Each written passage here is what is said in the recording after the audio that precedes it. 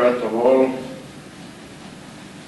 I want to thank people from the university as well as my friend Neville from CANFA that invited me and my wife and offered us the opportunity to share with you some of our realities down there, as well as some of the progresses we made at improving the farming system in itself.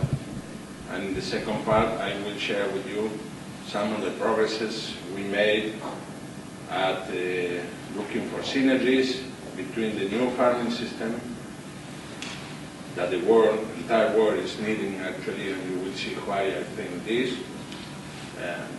Again, discussing in the second part some of the synergy between the farming system in itself. I will show you in this first presentation with GMO and some other technologies. So my wife, that always accompany me in this kind of activities around the world. We have been long doing this. We visited more than 26 countries during the last 15, 20 years and delivering speeches or participating in events in more than 62 times. So I'm glad to be here. It's the first time we visit Australia. We are very well impressed by your people, by you as farmers, by your hospitality. Everything is nice to us, like sharing with you and being here. So we hope at this time, at this moment, to be able to come back very soon again. So let's move ahead because I don't want to take longer than the time it was assigned. I hope my computer will not fall down. Here we go. So I will be talking to you, as I say, the development and evolution of the no-till farming system in Argentina, from the analysis of the global agricultural challenges to the achievement of a solution to those challenges. So I also have to add that I represent two institutions. One is APRESID. APRESID is the Argentinian No-Till Farmers Association. And CAPAS is the other institution that is the Confederation of No-Till Farmers Association of the whole America. We have 11 countries into that, and I happen to be the president of that institution for 2 years. Moving ahead, setting the global agricultural scenario, the past, the present, and the future. Let's consider and discuss some of the global challenges that as farmers and as part of the global agricultural system, we are faced to. The global human population growth. If we pay attention to what happened just in the last 40 years, we jumped from 3 billion to 6, 7 billion at the moment, and it's expected that in another 30 years or so, we will be around 9 to 10 billion people on Earth. So that, as you will see along the presentation, it has tremendous implication not only in the market, as my previous colleague presented, I mean in just some crops, some areas of the globe, but in the entire globe this will have a tremendous impact. Brief consideration of the demand growth for agricultural products. A high proportion of the nowadays human population is reflected in this picture, some place of Asia. As soon as this person improves their income, they automatically migrate to a higher protein consumption, what at the end of the day means to move from rice and hydrocarbon consumption to protein consumption. I think this picture is fully explaining the phenomenon. And this is a global phenomenon. It will be happening wherever you go in the world, with different intensity depending what the starting point is. This human demand behavior to consume more protein is absolutely understandable and even desirable. Can be clearly seen in next graph that represent the global trend for meat consumption for the past as well as the trend for the near future. So in the developing country that they were eating not so a complete diet, the growth will be faster, but still in the developed countries also we will have an increase in protein consumption. While considering the per capita consumption of grains, feeds, proteins to produce animal proteins, basically the scenarios pointed in the two previous slides can be clearly seen. To this source of demand, lately a new one originated in the biofuel production shows very strongly in this graph. But still, wherever the demand is coming from, we are seeing a future that it will be asking us for more and more production, and many of the estimates are saying that in the next 30 to 50 years we will have to double again the global production of grains and oilseed. A brief analysis of the past evolution of the global grain supply, last 40 years. If you see for the last 40 years an example, the red dotted line is the annual production, while the blue line is the annual consumption. You know, consumption will drive the production because as soon as the consumption grows, it will impact in the market, will put a price there, letting us as farmers know that they are asking for more, so we will increase the production. If we generate surpluses, the price will catch down a little bit, so we will diminish the production for a while, and then, but as a whole, if you pay attention for the 40-year period, we move from 1 billion tons to 2 billion tons. And we are now moving for 4 billion tons in the next 30 to 50 years. So, saying this, I say that as a farmer, rather than being worried about competition among farmers, I'm worried as a farmer, conscious of the global demand, how are we going to manage to supply the world in the coming 30 to 40 years? That's my real concern as a farmer. Not sharing with you my knowledge because I am afraid of you as a competitor, that you are very efficient indeed, but that's not the problem. That's not the problem we have as farmers, we have as human beings. The real problem will be how are we going to manage to provide the world. The future and the 21st century challenge that Dr. Norman Borlaug, the father of the Green Revolution, you have probably heard about him. I have the joy and the privilege of sharing with him and discussing these ideas with him. He spent his whole life in the previous phase when we moved from 1 billion to 2 billion. He passed away a couple of years ago. The future. During the present century, the population may rise up to 9-10 billion, as we said, and also the estimations are saying that for the same period we may need somewhere double the actual agricultural outputs. We will have to move from more than 2 billion up to 4 or 5 billion tons of grain and oilseeds. Being fully aware of these realities and projection, and also with an extremely high level of commitment assumed in front of such a challenge, Dr. Norman Borlaug, Nobel Peace Prize in 1970, stated what he named the great human challenge for the 21st century. I was lucky enough at having the opportunity to personally discuss these issues with him. This is the challenge. We ought to develop the capacity to satisfy human demand for agricultural outputs, basically food for humans, and at the same time achieving the goal in such a way that allow us to keep the resources needed to produce them in good shape. That's not a minor challenge. For the past 10,000 years, since the origin of agriculture, the process was based in what we call the tillage paradigm. And if you pay attention to that picture from the Egyptian to a farmer in Normandy area in France, and the consequence down there. So we have to break that cycle of production, but at a extremely high cost from the soil maintenance standpoint. And if you just take a quick look to this map, the red areas are those seriously threatened by erosion, soil erosion troubles. And in many of those cases, we are losing 22, even more, tons of the upper layer of the soil per each ton of grain being produced, just a cost that humanity cannot keep paying any longer. Clearly, soil tillage and denudation was and keep being one of the main causes of the human-induced soil and some other ecosystem components like water degradation process around the globe.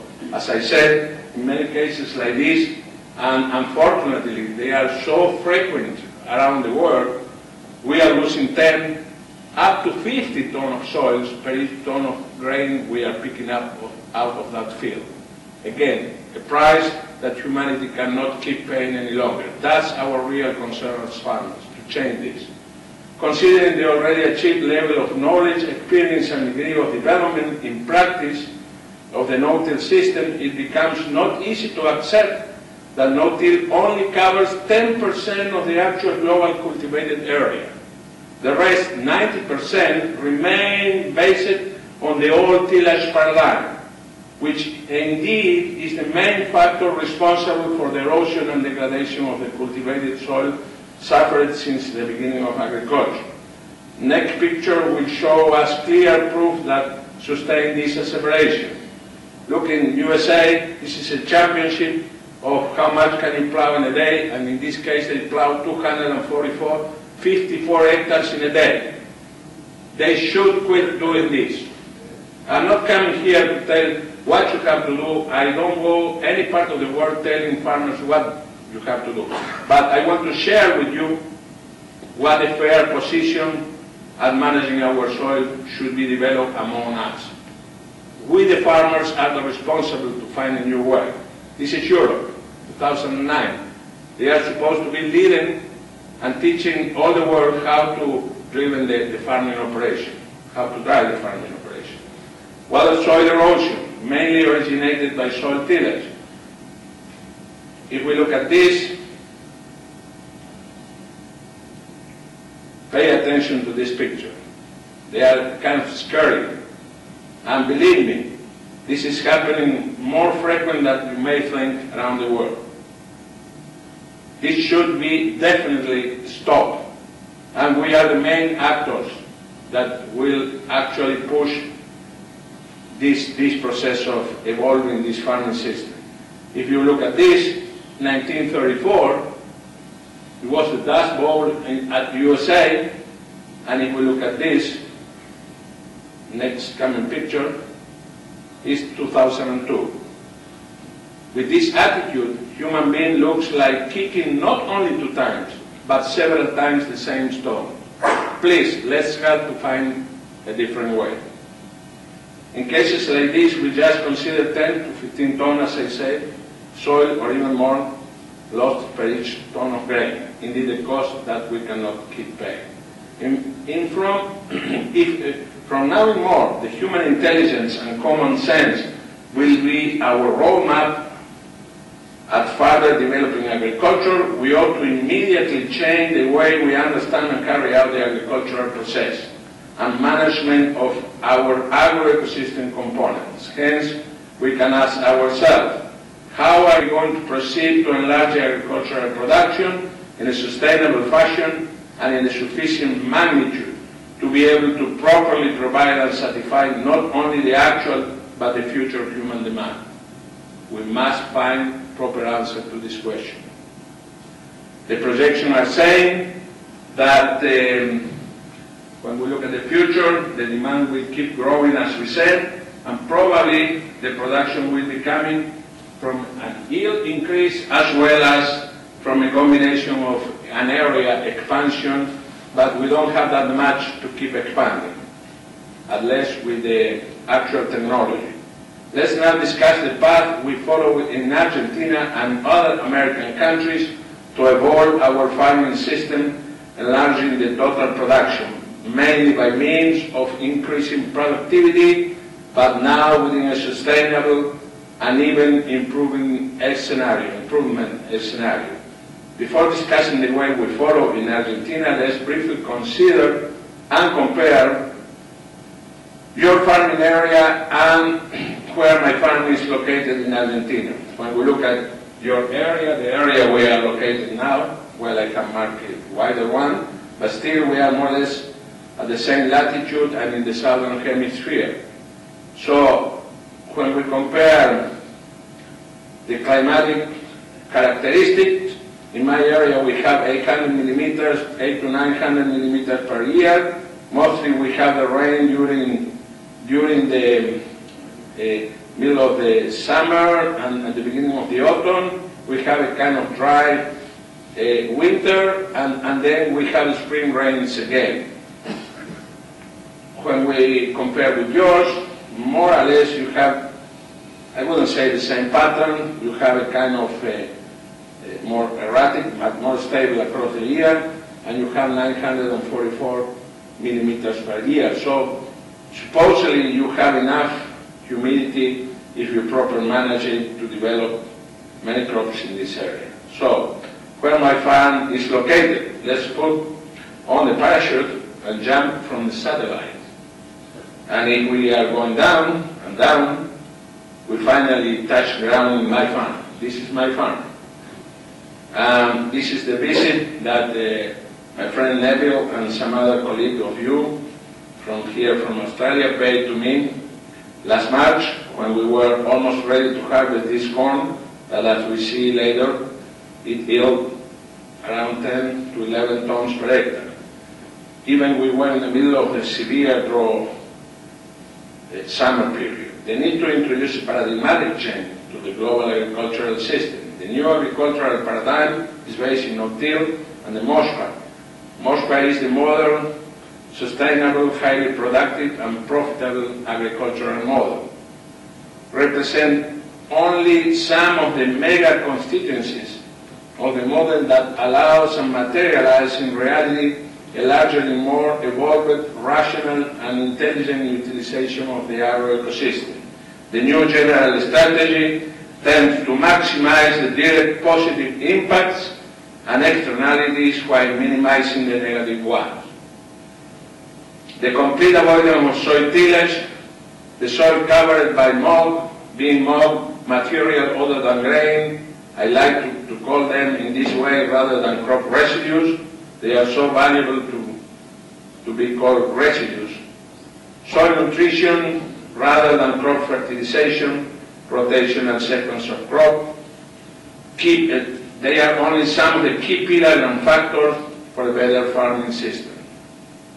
They need to gain carbon into soil. Tillage is equal to flash, flame, and burning our organic matter in the soil. On the opposite, on the left part of the picture, that's the way we found to gain carbon into our soils. How did we move forward to achieve the new agricultural goals? Let's go to check and select some more practical issues. We look for the interaction, and we will come later in the second part of the presentation about the genotype and crop environment interaction. But talking about the crop environment, we are given a certain type of soil. We cannot change it, but we can improve it. With the good management, utilizing all the principles we were discussing, we can actually improve the functionality of it. So we cannot change it, but we can upgrade the functionality. It's the same for the climate. The climate cannot be changed, but still we can make a better use of the rainfall. Naturally is offered to us. Capture the water in a more efficient way, cutting the evaporation rate, avoiding the water runoff, and having more water for crops. Well, the same for wheat, for insects, and so on. So if we manage properly all this, we will end with a highly productive, profitable, and sustainable farming model. Some of the strategies to improve the crop environment, soil covered by mulch, as we were discussing. We must become fully aware that soils can be compared to a marvelous natural lab, able to sustain and to contain life. Also that the healthier soil condition is one of the main pillars to achieve the MOSPA goals. and a highly better general functioning of the agro-ecosystem. This picture happens to be my soil after 30 years of being no-till. Carbon plays a key role at enhancing the soil and agro-ecosystem function properties. Pay attention to this. All the nutrients, but carbon is the keystone that will close the cycle. The management platform, carbon is extremely important. Also, carbon should keep a given relationship with the rest of the nutrients, and indeed some of them are very critical to be able to improve the soil. But still carbon is in the center of the hoop. First lesson we have to learn is that to gain carbon into our soils, we should avoid tillage and not use fire in our farming operation. Please, if you are doing, consider a different way to manage your mob. And notice I am not saying the crop residue. We should do all we can to create the following soil conditions and farming scenarios. Large amount of crop residue equal to well-covered soil, equal to organic matter increase, equal to carbon sequestration, equals to enhanced and large soil biotic load. All this will lead to an improved crop environment and better soil functioning. If you look at that, and we have a close look to that, when we accumulate the mob there, they have an active decomposition zone, then an active aggregation zone, and then an improved soil structure down there into the soil profile, all that collaborating to a better function. We ought to fully understand that crop residue mods play a central key role at improving the soil and agro-ecosystem functioning. Taking a close-up of my soil after 30 years of no-till. Look at that. I am gaining carbon, gaining organic matter down there, and gaining biology into the soil. The soil needs to be sheltered and even fed. No-till and moisture principles provide us an appropriate framework to satisfy this soil necessity. Crop residue mold should be considered as the soil sheltered and fed. In some ecosystem, we are faced to a competition for the utilization of the mold, namely to use it as forage for animals or to offer it to soil as a soil cover and soil fed. I've been exposed to this situation in South Africa, and you see the ships down there similar to what you have here. I am not coming here to tell you how much you can eat, how much you have to live there. You will have to find a break-even point because it will depend on many reasons, including the economics one. But still have in mind that soil also needs to be fed. The biological plow, another conceptual innovation. People like rooted crop and mesofauna can act as a biological plow, further improving the no-till, the soil. The biological plow at work. Can you imagine planting 100 of these, having 100 roots like this per square meter? It will do much larger work than any kind of mechanical tillage you will do there. And they will create a more stable porosity down there that will help you much longer. So the roots at the cane leave large number of very stable biological borne soil pores. The crop rotation plays a key role at this objective. Please, again, I'm showing my soils after 30 years of being no-till. Look at that, and let's look at close-up. Those are the biological pores created there. I will not till my soil for any reason. I don't want to lose all that biological porosity I created during the last 30 years. Believe me, my soil is working much better now than it was in the past. The water management, another critical issue. Let's just quick review this graph. You know, in the right part of the graph, we have represented no-till for a given amount of rain like this compared to the same amount of rain here under conventional tillage. We will diminish greatly the water runoff as it's represented by these two arrows, then we will have more water getting into the soil than under no-till than here. We have clearer water on the rivers, and also, very important, we will cut the evaporation rate. So at the end of the day, we will have more water for our crops, so we will be able to generate a larger biomass, being it grain or forage or whatever it is. So again, we cannot change the rainfall of a given area, but I can tell you that by fully applying these principles, we have serious, not serious, but very deep, detailed studies that are proving that in my area, by managing the soil like this, is equals to increasing the rainfall in 120 millimeters per year, just because we are able to capture it, to cut the evaporation, to avoid the water runoff, and so on and so on. So, well, classical experiments showing this. Well, at the beginning of the development of no-till down there, if you can see those strips there, this was 89, this picture was taken. We were not able to widespread even in the shaft behind the combine, so we had an even coverage of the soil. So we planted our soybean as the second crop of the year, and we went into a severe drought period. What happened? Soybean was died between rows, and it stayed alive where we have soil cover. At the end of the season, we went and cut by hand several square meters, and we have 2.2 tons of soybean where the soil was covered and nothing a meter apart. And the rain was the same for all the field. So again, we're practical proof of how useful the residue management is to improve the water efficiency. In this case, in the upper picture, the left one was a neighbor tilling the soil. My field was the one on the right. During the winter time, I was taking care of the weeds. Then in the summertime, springtime, we plant soybean, both of us, same day, same variety. He just harvests nothing under conventional, and again, I harvest 2.5 tons. We went across a very severe drought during the summer. It was 1998.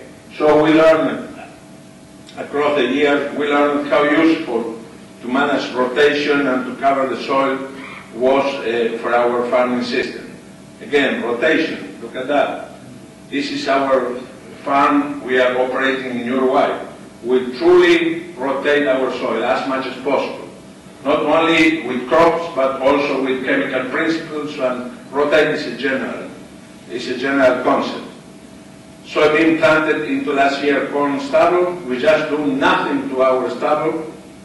Not rolling, not chopping, doing just nothing. Coming across next season and planting our next crop. For that, you need the proper type of planters and drillers.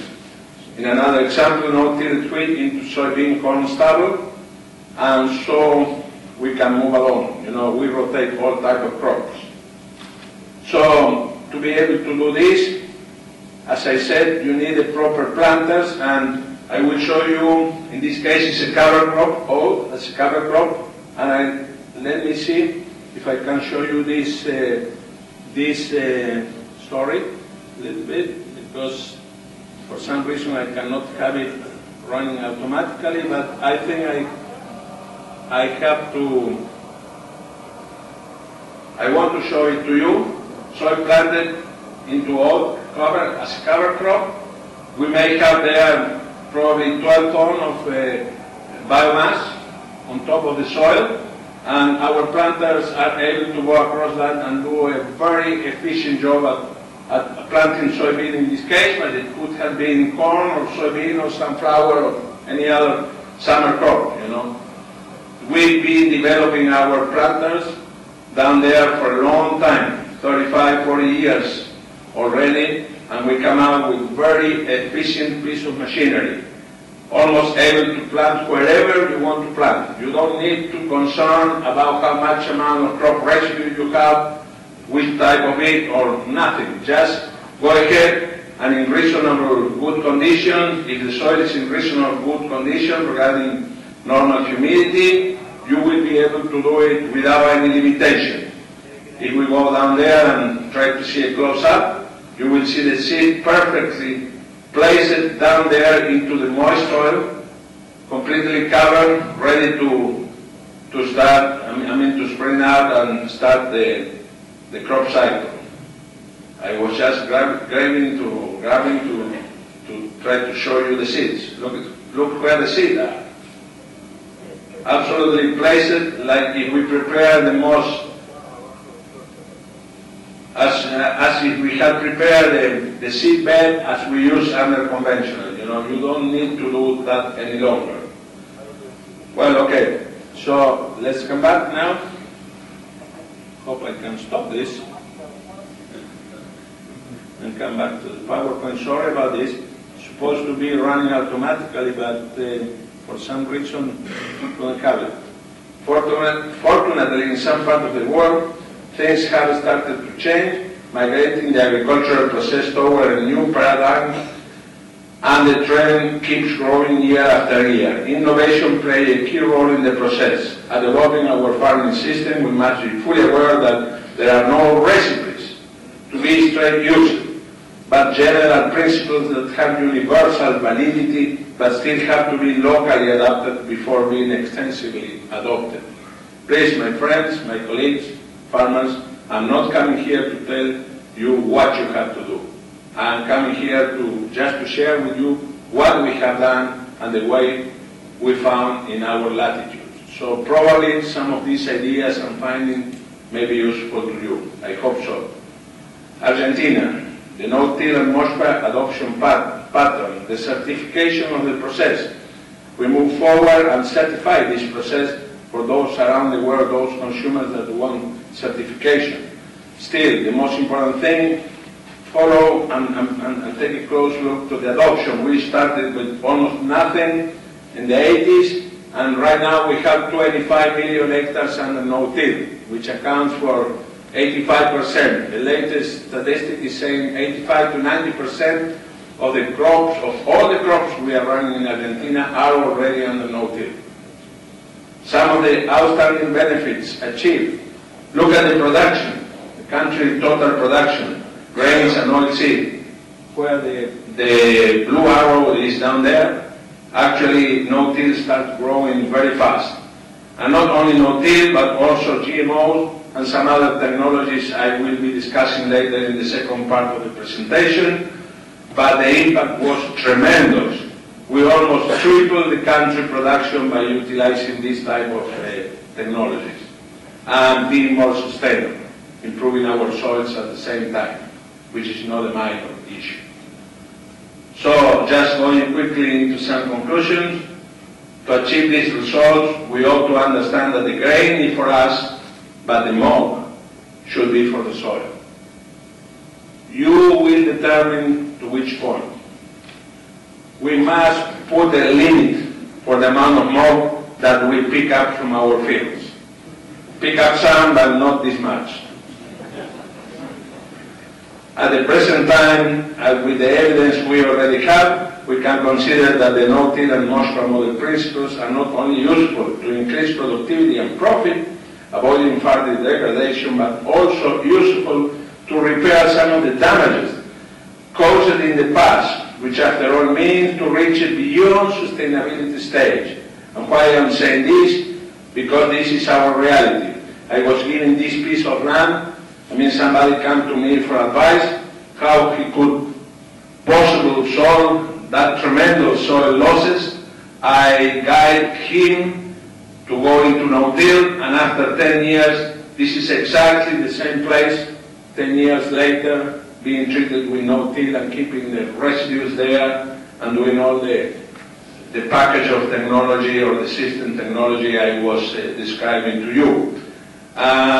I was lucky enough to bring my friend Neville there last March, just for him to testify exactly in the same place.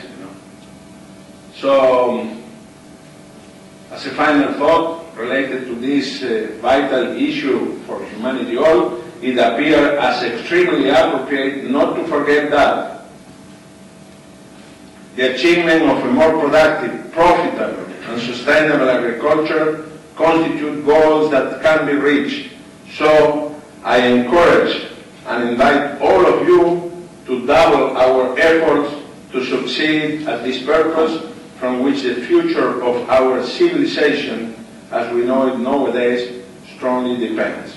Thank you very much for your kind attention.